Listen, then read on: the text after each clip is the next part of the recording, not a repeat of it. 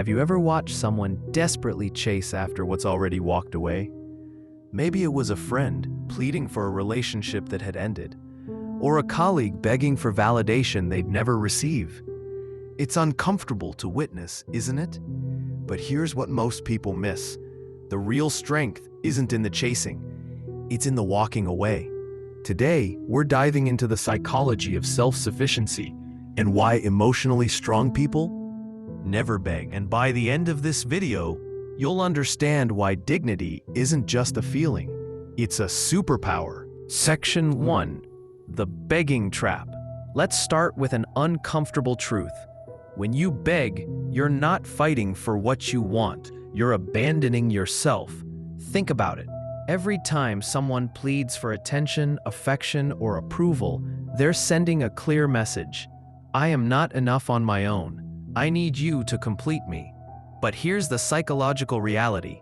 Begging doesn't create attraction, respect, or genuine connection. It creates pity.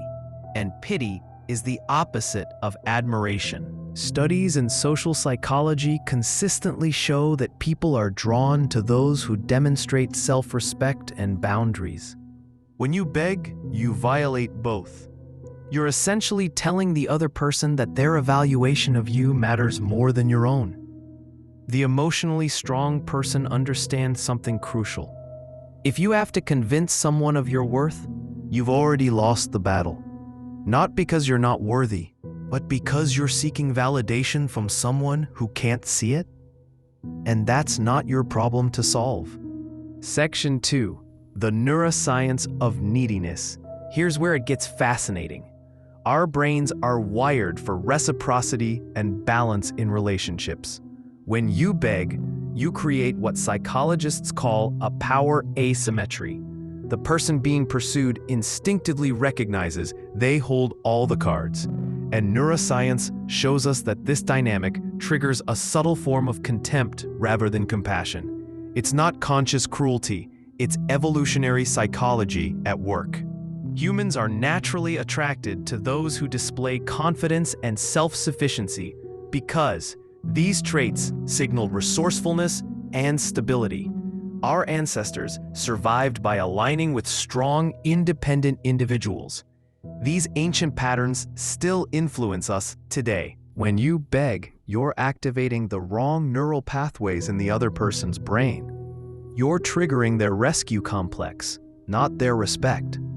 And relationships built on rescue missions never last, because eventually the rescuer grows tired and the rescued person grows resentful. Emotionally strong people understand this instinctively. They know that authentic connection happens between equals, not between someone begging and someone granting favors. Section 3. Self-sufficiency as inner power. So what makes someone emotionally self-sufficient? It's not about being cold or disconnected. It's about having a secure internal foundation. Emotionally strong people have what psychologists call an internal locus of control. This means their sense of worth, happiness, and stability comes from within, not from external validation. They've done the inner work. They know who they are when no one's watching. They've made peace with their own company, and because of this, they can be in relationships without needing them for survival. This is the paradox of emotional strength. The less you need people, the more they want to be around you. Not because you're playing games, but because you emit a frequency of wholeness that's magnetic. Think about the people you most admire. Chances are they're not the ones desperately seeking approval.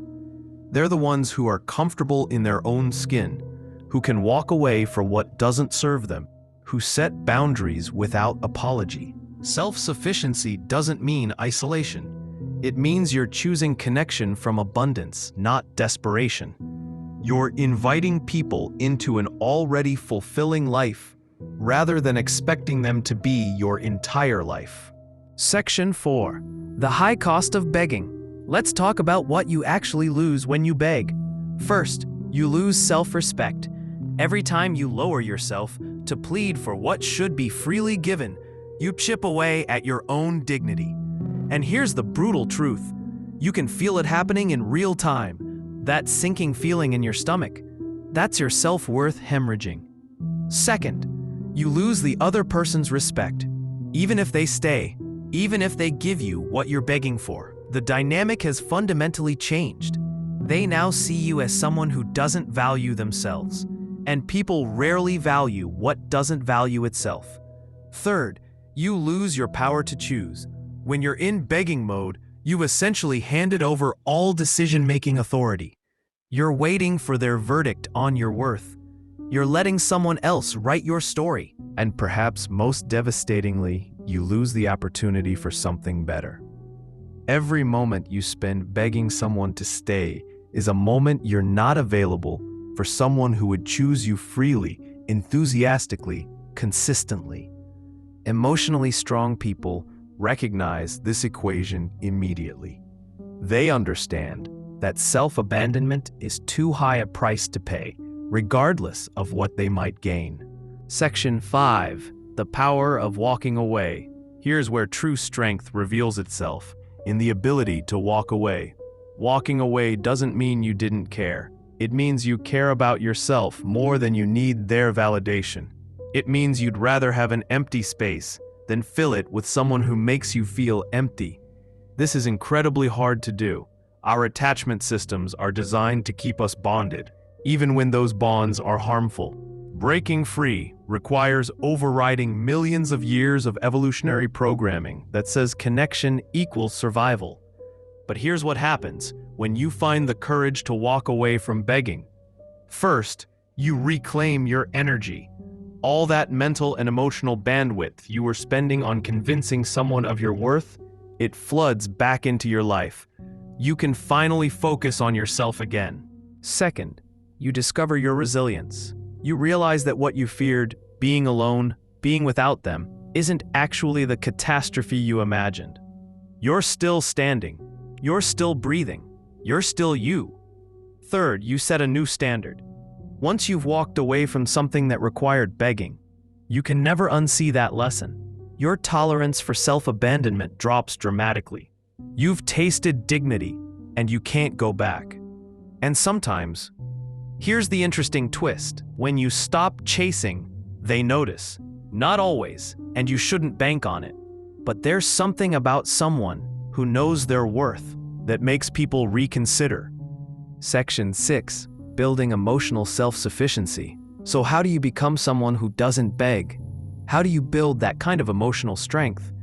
It starts with radical self-honesty. You have to acknowledge the parts of you that are desperate for external validation and ask why. What void are you trying to fill? What childhood wound are you trying to heal through another person's approval? Then, you commit to filling your own cup. This means developing a rich internal world, hobbies, interests, goals that have nothing to do with relationships. It means becoming someone you genuinely enjoy being. You practice sitting with discomfort. The urge to beg often comes from an inability to tolerate uncertainty or rejection. Learn to sit with those feelings without immediately reacting. Build your distress tolerance like you'd build a muscle.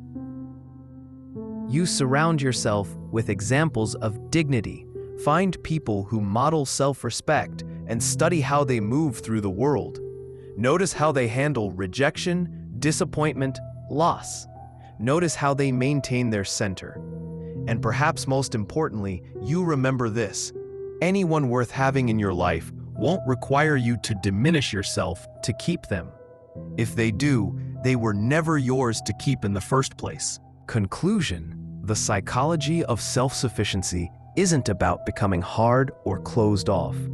It's about becoming so secure in yourself that you don't need to beg for what you deserve. Emotionally strong people understand that dignity is non-negotiable. They know that the right people will see their worth without a sales pitch. They trust that anything requiring them to beg isn't meant for them. This doesn't mean they don't experience pain, rejection, or loss. It means they process those experiences without abandoning themselves in the process.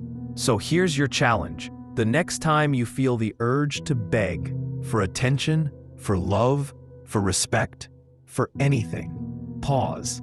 Ask yourself what you're really looking for. Then ask yourself if you can give it to yourself instead. Because the most powerful relationship you'll ever have is the one with yourself. And that relationship should never require you to beg.